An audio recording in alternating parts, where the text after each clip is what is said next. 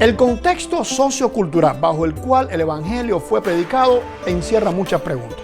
Por ejemplo, ¿el Imperio Romano estaba concentrado en la helenización o en la romanización del mundo? ¿Se podía vivir en los límites del imperio sin armonizar en alguna medida con sus mecanismos sociales? Cuando preguntas como estas se dejan sin resolver, surgen vacíos interpretativos que dan lugar a mucho debate, como aquello de si era mandatorio por los apóstoles obedecer o no a los gobernantes, o si era lícito tener o no una vida económica exitosa, o si ellos evangelizaban sin confrontar las bases de su sociedad y hasta de su cultura local.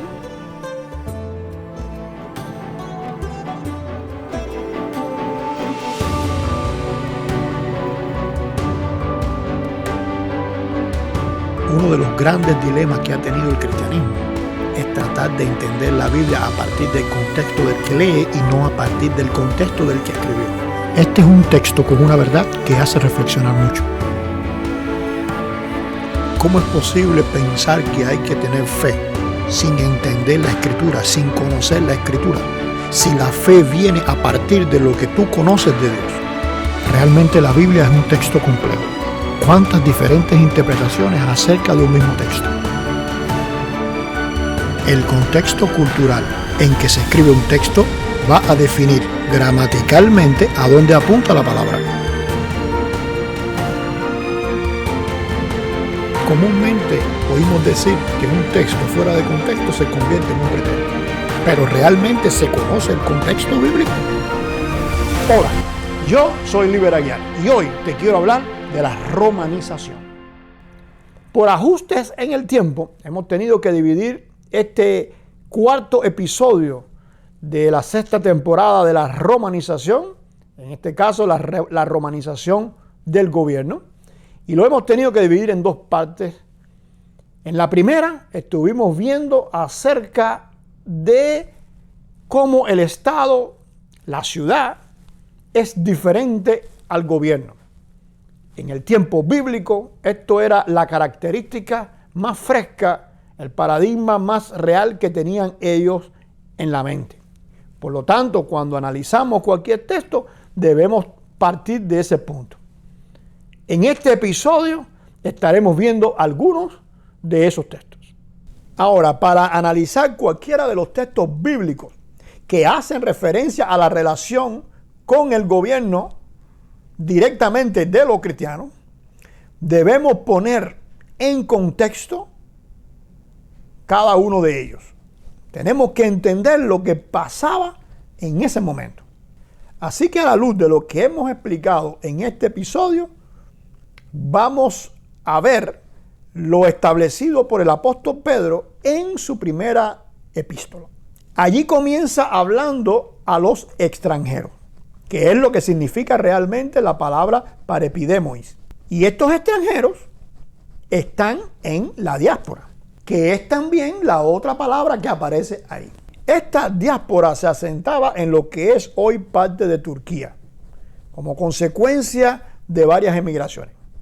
Primero por el avance del imperio asirio, luego del imperio babilónico, también por el auge del comercio después del retorno de esa cautividad con Babilonia, y por último, como consecuencia de las guerras internas en la región de Judea, ya para el tiempo apostólico. Entonces, Pedro está escribiendo a una diáspora de judíos en esa región. Pero nos surge un problema. ¿A cuáles judíos le va a escribir un simple pescador sin ninguna influencia? ¿Le va a escribir a todos los judíos de la diáspora? ¿Tú crees que ellos le iban a estar escuchando o iban a tener algún interés en ver qué decía este hombre? ¿O él le va a estar escribiendo a un grupo específico dentro de esta diáspora? Cuando vemos los destinatarios al que Pedro se está refiriendo, nos hace conectar este texto, esta epístola de Pedro, con la carta de Pablo a los Gálatas, que es la misma región a la que Pedro le está escribiendo.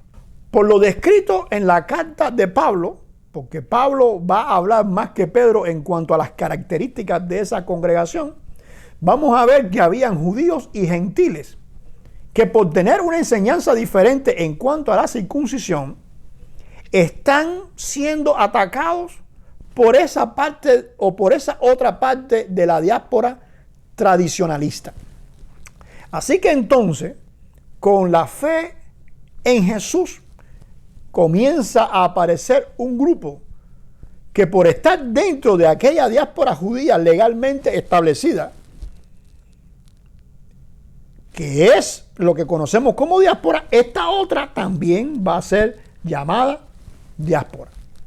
Solo que es una diáspora dentro de la otra diáspora que tiene creencias en el Mesías que ya ha venido. Y ese grupo es al que más lógico Pedro le va a escribir, porque resulta ser que Pedro es apóstol del Mesías Jesús. De ahí el consuelo y exaltación tan elocuente y efectivo que usa Pedro con ellos cuando les dice que a pesar de que ahora son extranjeros, no porque están en una tierra extranjera, sino porque los que deberían ser sus conciudadanos, que eran los judíos de esa diáspora, pues los llaman y lo están tratando como extranjeros. Pero en realidad, ellos son ciudadanos, es decir, políticos, del reino de Dios, dentro de ese territorio romano y a la vez dentro de la diáspora judía. Realmente, a los ojos de Dios, son extranjeros entre esos dos grupos. Pero más aún, como va a decir Pedro, linaje escogido, real sacerdocio, nación santa, pueblo adquirido por Dios. Entonces, a ese grupo, que aunque está constituido por judíos y gentiles, pero los judíos y gentiles lo están rechazando, pues ese grupo ya no es gentil, ni tampoco del falso modelo judío que crearon los fariseos, sino que este grupo, esta diáspora, dentro de la otra diáspora, es el Israel de Dios. Y a ellos le va a enseñar: amados, os ruego, como a extranjeros, residentes y temporales, y esto se puede interpretar de dos maneras. Primero, que ellos residen en este mundo, pero están temporalmente de paso para ir a la eternidad. Y también se puede analizar a partir de la realidad contextual en que ellos vivían, donde unos eran residentes, tenían su patrimonio allí en el lugar, su casa, su familia, todo, y otros pues simplemente estaban de tránsito, podían permanecer un tiempo, eran comerciantes o eran viajeros de la época. No tenían posesiones para quedarse en ese lugar. Que os abstengáis de los deseos carnales que batallan contra el alma, manteniendo buena nuestra manera de vivir entre los gentiles, para que en lo que murmuran de vosotros como de malhechores, glorifiquen a Dios en el día de la visitación, al considerar vuestras buenas obras.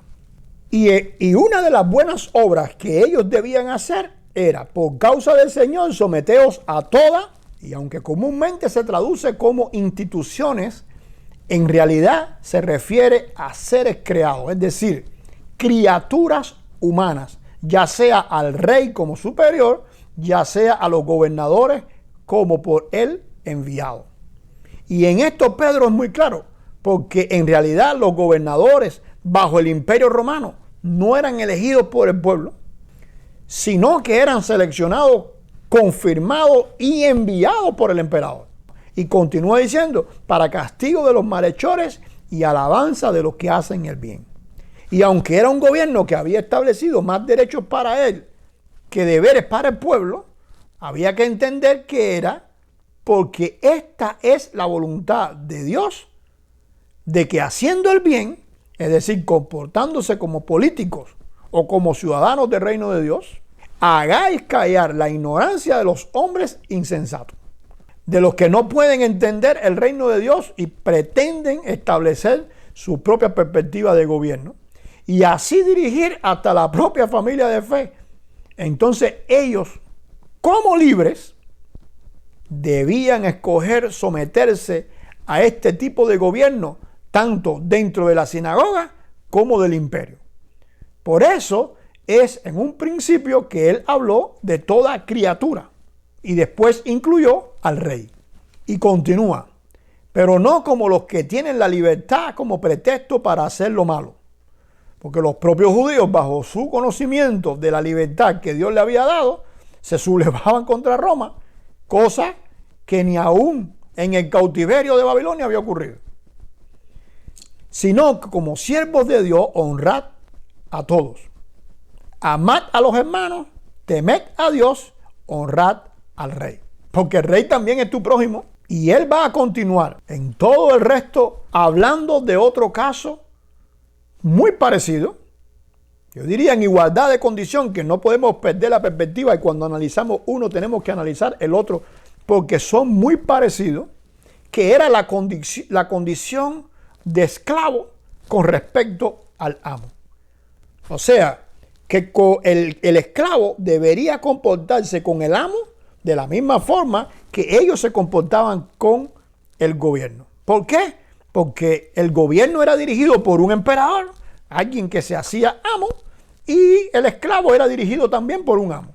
Algo similar va a enseñar Pablo cuando le dice a Timoteo: exhorto ante todo a que se hagan rogativas, oraciones, peticiones y acciones de gracia por todos los hombres, por los reyes y por todos los que están en eminencia de poder.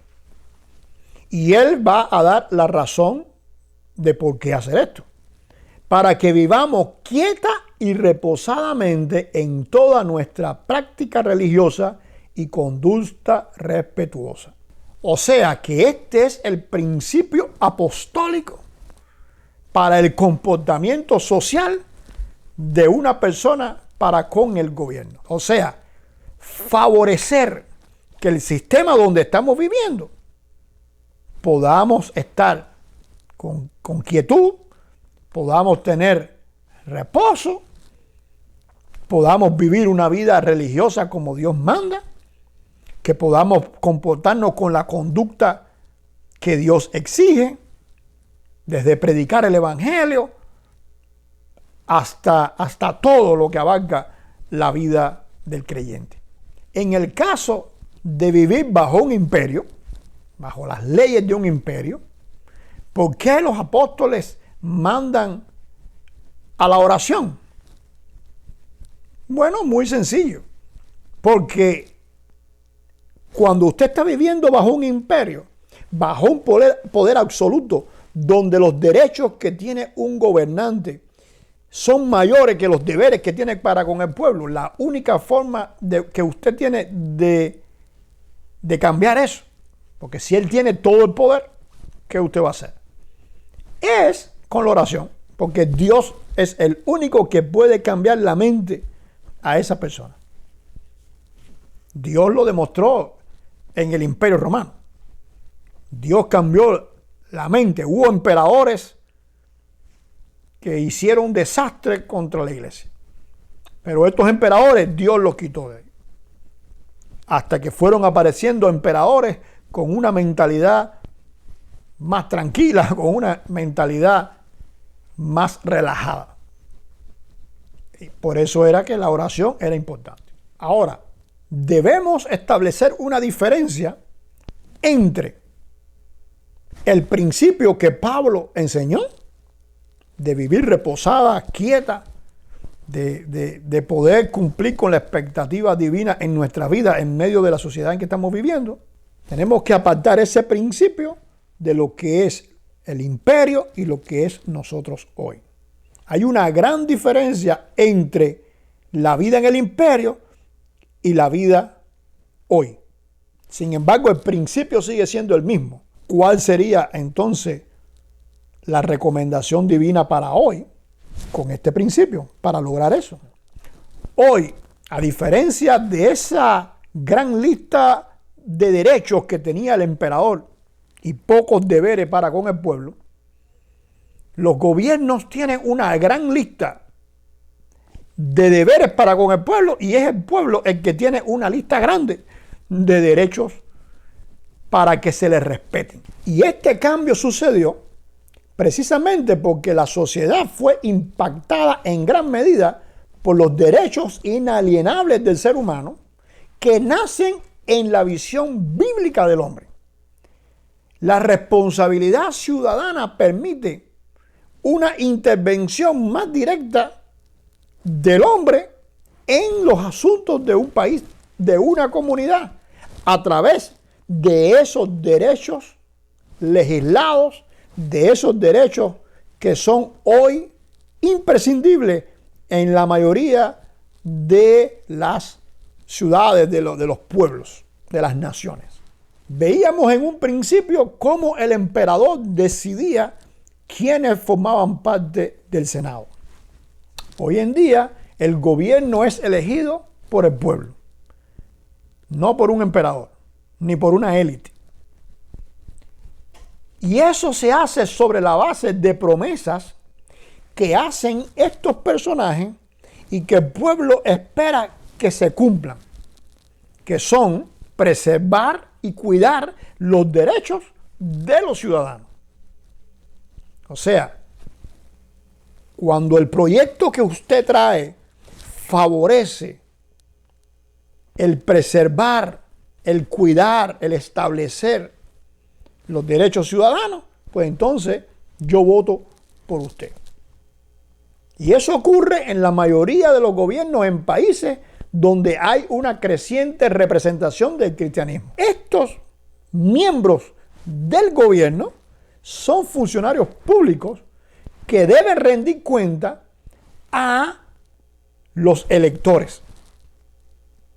Por eso, exigirle a ellos no es un delito, es un derecho.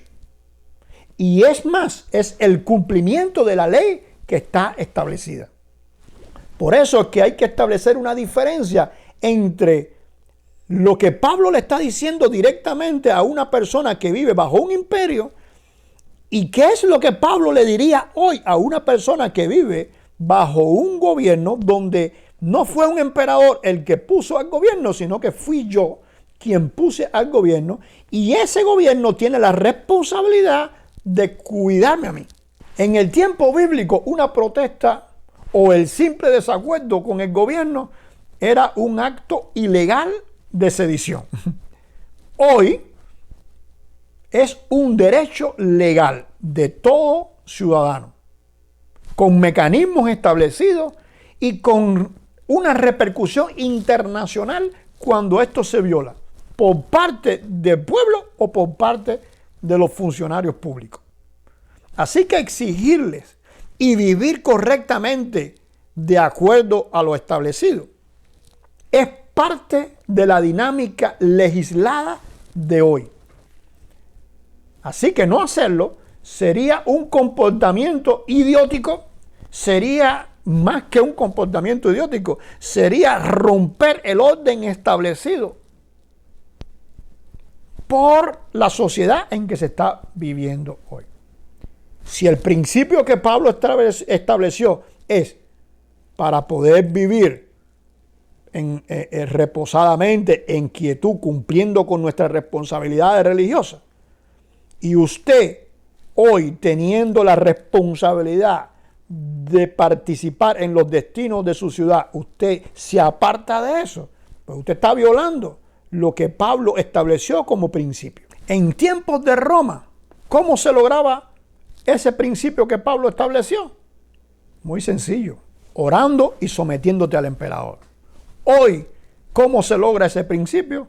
Exigiendo y contribuyendo de una forma sincera, de una forma honesta, a los funcionarios públicos que forman el gobierno.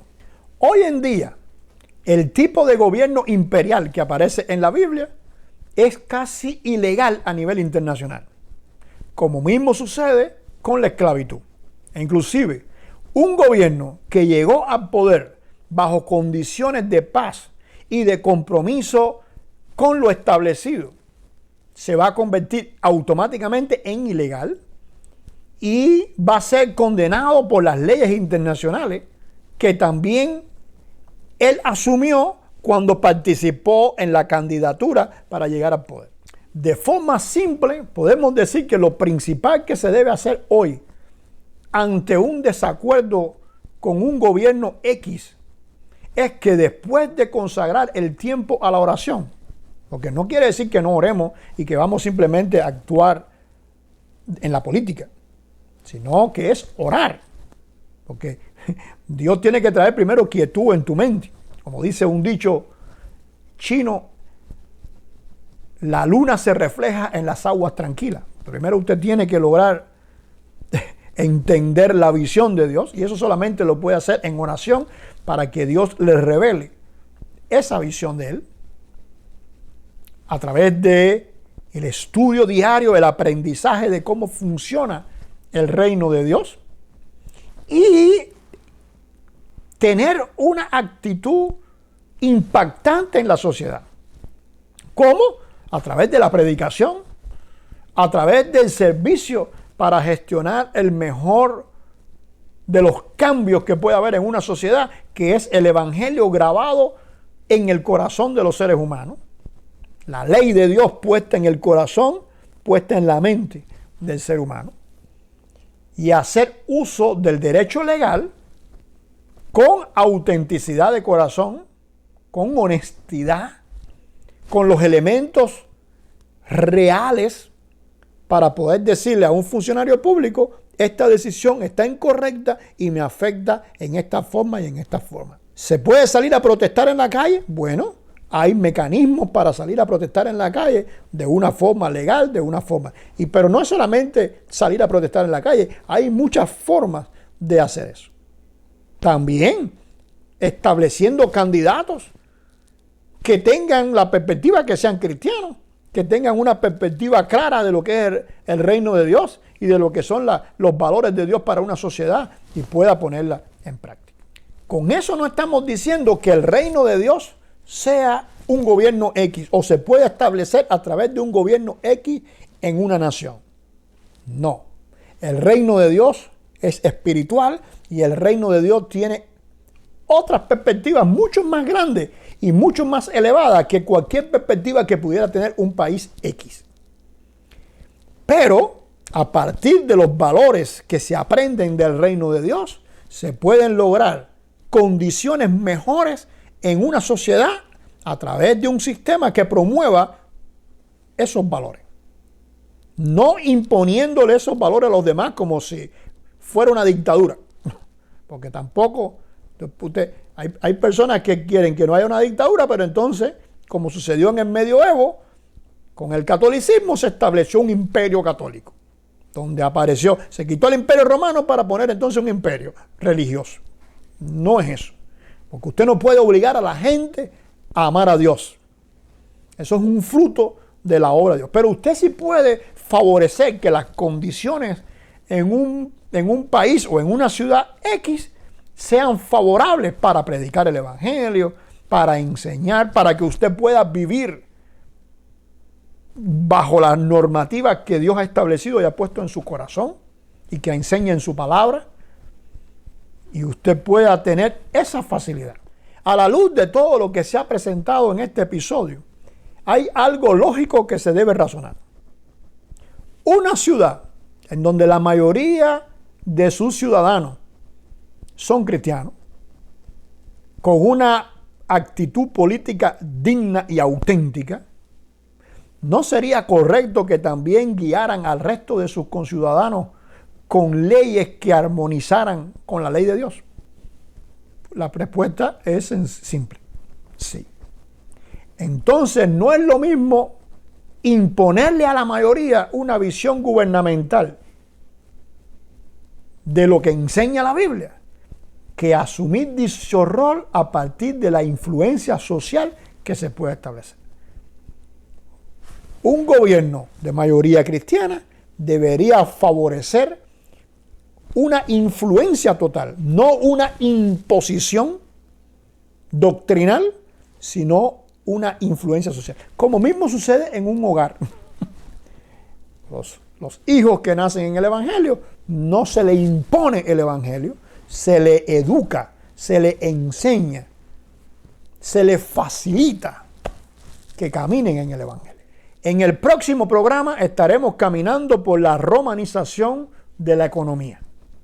Dios le bendiga y le esperamos en el próximo episodio de la Biblia